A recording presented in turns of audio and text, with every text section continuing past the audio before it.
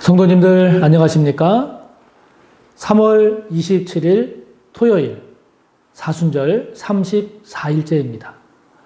토요일입니다. 한 주간을 잘 마무리하시고 그리고 기쁘고 복된 귀한 주일 잘 맞이하시기를 바랍니다.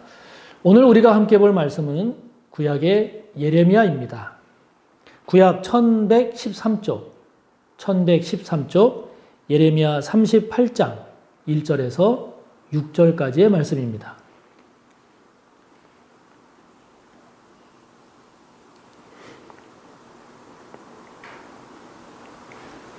구약 1113쪽 예레미야 38장 1절에서 6절까지의 말씀 함께 봅니다. mat단의 아들 스바랴와 바술의 아들 그다랴와 셀레미야의 아들 유갈과 말기야의 아들 바술이 예레미야가 모든 백성에게 이르는 말을 들은즉 이르기를 여호와께서 이와 같이 말씀하시되 이 성에 머무는 자는 칼과 기근과 전염병에 죽으리라. 그러나 갈대인에게 항복하는 자는 살리니 그는 노량물을 얻음같이 자기의 목숨을 건지리라. 여호와께서 이와 같이 말씀하시니라. 이 성이 반드시 바벨론의 왕의 군대의 손에 넘어가리니 그가 차지하리라 하셨다 하는지라. 이에 그 고관들이 왕께 아뢰되 이 사람이 백성의 평안을 구하지 아니하고 재난을 구하오니 청하건대 이 사람을 죽이소서. 그가 이같이 말하여 이 성에 남은 군사의 손과 모든 백성의 손을 약하게 하나이다. 시드기야 왕이 이르되 보라 그가 너희 손 안에 있느니라. 왕은 조금도 너희를 거스를 수 없느니라 하는지라. 그들이 예레미야를 끌어다가 감옥들에 있는 왕의 아들 말기야의 구덩이에 던져 넣을 때에 예레미야를 줄로 달아내렸는데 그 구덩이에는 물이 없고 진창뿐이므로 예레미야가 진창 속에 빠졌더라. 아멘.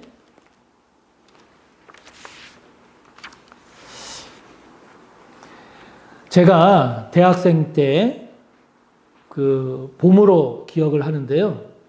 제가 이 눈에 결막염이 생겨서 교회를 몇 주 안 간 때가 있었습니다. 이 결막염이라고 하는 게 굉장히 전염력이 강해서요. 그래서 집에서도 수건이라든지 또는 이 세수대야라든지 비누라든지 이거를 따로 써야 할 정도로 굉장히 전염력이 강한 그런 병이 결막염입니다. 그래서 당시 다른 사람에게 혹시라도 전염시키면 안 되겠다 하는 이런 생각에 결막염이 나을 때까지 교회를 안 간 적이 있었습니다. 그런데 결막염이 다 낫고 교회를 나갔더니 놀라운 이야기를 제가 들은 거죠. 놀라지 않을 수가 없었는데 그것은 제가 실명이 됐다는 이야기였습니다. 눈에 결막염이 생겨서 교회를 안 나간 것이 제가 실명이 돼서 교회를 떠났다. 이렇게 이야기가 전해진 거죠. 그래서 결막염이 실명으로 확대 변질된 겁니다. 그래서 저를 본 사람들이 저를 보더니 어떻게 된 거냐? 실명됐다던데 그러는 거예요. 참 그 소리에 웃을 수도 없고 울 수도 없었던 그런 일이 있었습니다. 교회 사역을 하다 보면, 목회를 하다 보면 성도님들이 가장 힘들어하고 고통스러워하는 것이 무엇인고 하니 뒷담화입니다. 이것은 목회자인 저도 마찬가지입니다.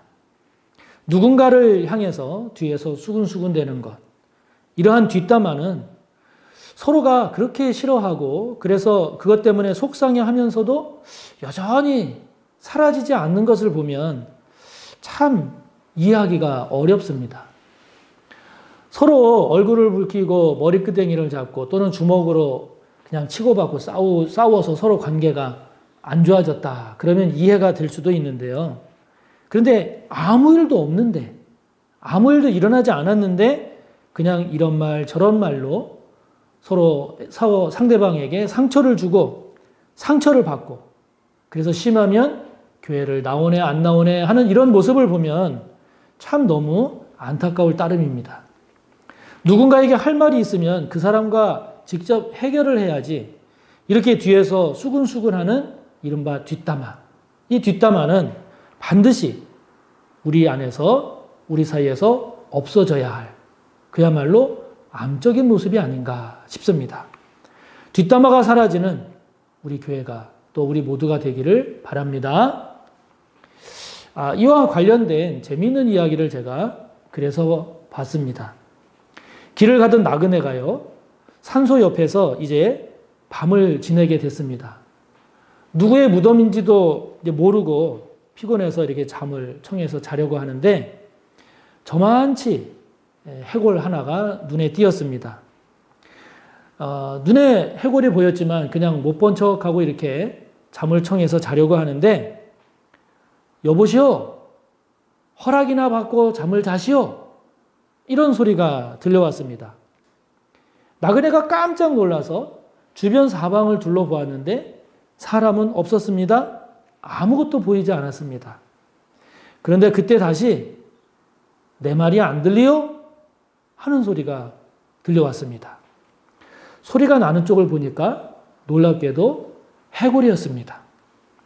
그래서 나그네는 그 해골과 밤이 새도록 이야기를 나누고 그리고 이제 날이 밝아오자 동네를 내려왔습니다.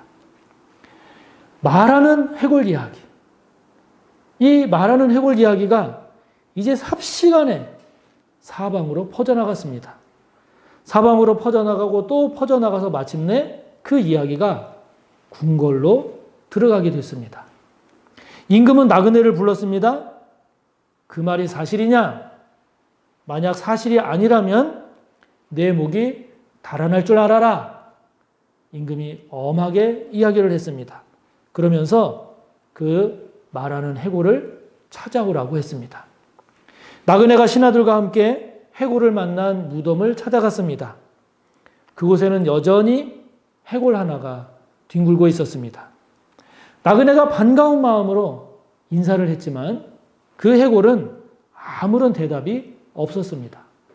나그네가 해골을 향해서 이보게, 말 좀 해보게, 내 목이 달려있는 일이라네 이야기를 했지만 그래도 해골은 묵묵부답이었습니다. 결국 헛소문을 퍼뜨렸다는 죄로 이 나그네는 처형되고 말았습니다.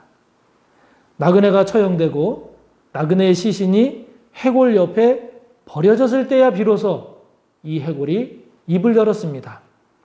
아이고, 다시 보게 되니 반갑소. 해골이 말했습니다. 나그네가 화가 잔뜩 났죠. 화가 잔뜩 난 나그네가 그때는 왜 잠잠했냐? 따져 물었습니다. 해골이 대답했습니다. 사람은 함부로 짓거리면 화를 받게 되어 있네. 자네는 자네 입장에서 보면 안 됐지만 그러나 나는 이제 두고두고 이야기를 나눌 사람이 생겼으니 그저 고마울 따름이네. 대답했습니다. 나그네는 할 말을 잃었죠. 여러분, 사람의 말 한마디에 이렇게 목숨이 왔다 갔다 할 때가 있습니다. 본문 속 예레미야가 그랬습니다.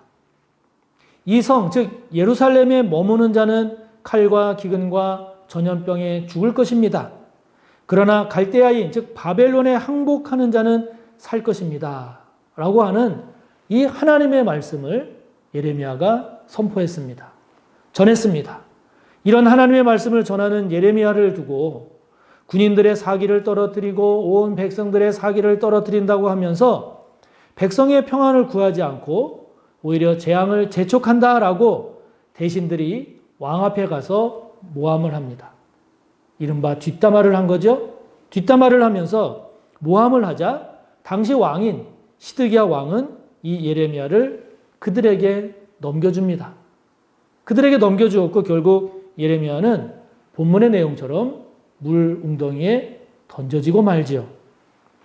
만약에 이 고관들이 예레미야를 하나님의 선지자로 인정을 했다면 그의 말씀 선포가 단순히 형통과 평안을 말하지 않았다라고 해서, 즉 재앙을 말했다라고 해서 뒷담화로 죽이려고 할 것이 아니라 예레미야와 직접 그 말씀에 대한 진리를 나누었어야 했지요. 그러나 자신들의 마음에 들지 않는 선지자라고, 자신들의 뜻대로 움직이지 않는 선지자라고 이미 죽이려고 하는 마음의 뜻을 정하니 그 뒤로는 자연히 예레미야를 모함하기 위해서 모함하고자 하는 뒷담화에 힘쓸 수밖에 없는 거죠.